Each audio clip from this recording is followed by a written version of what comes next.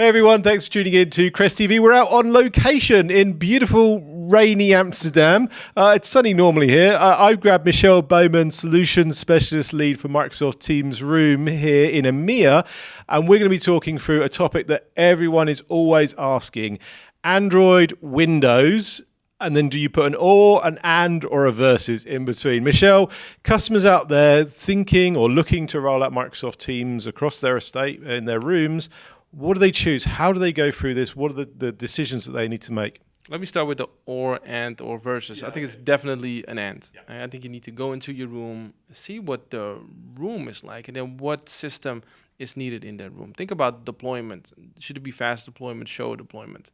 Are you allowing Android, and I'm sure we'll talk about that a little bit, in your ecosystem, yes or no? Which version of Android do you want to run? Do you want to add all different types of devices to it? Mics, video, extra video. That really determines if you're going with Windows or with Android. Okay.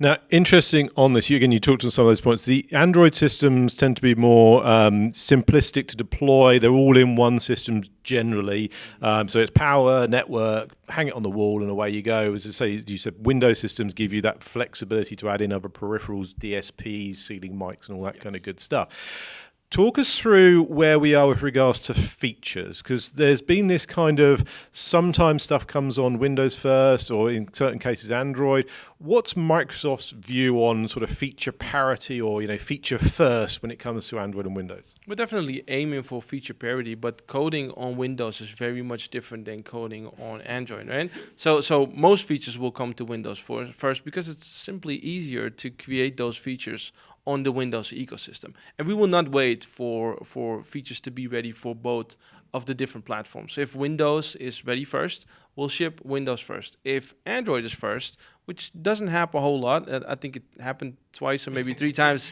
in the past, then we'll ship Android first. So we will not wait. Yes, we'll aim for feature parity, but again, some of the stuff is just not possible on Android yet, which is possible on Windows. So we'll definitely ship it to Windows. Now, the interesting thing this is probably a bit of an old one now, because hopefully, Android as a platform, Android as a solution is more accepted from a security point of view. But it does come up. There was a whole piece around software versions of Android. The CresTV video bar that we've announced is going to be on the latest version of Android. What's the view on security now? Because there's always been that kind of view of, it's what I run on my phone. People are going to run Angry Birds or Flappy Birds on it or all the rest of it. What's the view on security? Clearly, from Microsoft, you create Windows. It's your operating system. You manage the security, the patching, the versioning. What's the view around security in Android that, again, customers and IT departments need to think about? I think you need to understand that it's not the OS you're running on your phone, right? There is no store. You cannot install Flappy Bird, which might actually lead to fun experiences in a meeting where you can play Flappy Bird together. But no, that's not the case. It's fundamentally different. It's also a reason why we put an end date to certification. Right, so if there's an old version of Android running, which we will not support in certification, we challenge our OEMs to update that version of Android, and then we'll recertify those devices. So now, when you think of security for Teams rooms, don't look at it like you would look at a user. Look at it from an appliance perspective. Even with Windows, right? If you're trying to secure a Windows device or a Windows user, the first thing you enable, multi-factor authentication. Right? I think it blocks 99.9% of all hacks that are out there, but that's not a thing for Teams rooms. Right? Teams rooms are secured differently, so don't approach it from a user perspective. Approach it more from an appliance perspective. Now, again, you mentioned right at the beginning, it's an and. So I'm a customer. I want to deploy a bunch of simplistic Android devices, maybe in my smaller rooms, in my signature and autograph rooms. I want to put in more larger, complex, multi-system speakers, microphones, go to town on all this stuff.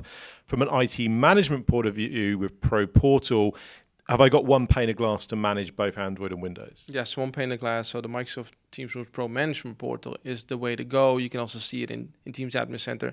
But we're seeing that all of our customers are choosing the Microsoft Teams Rooms Pro license. And then the Pro Management Portal, and I'm sure we'll do a video about that as well.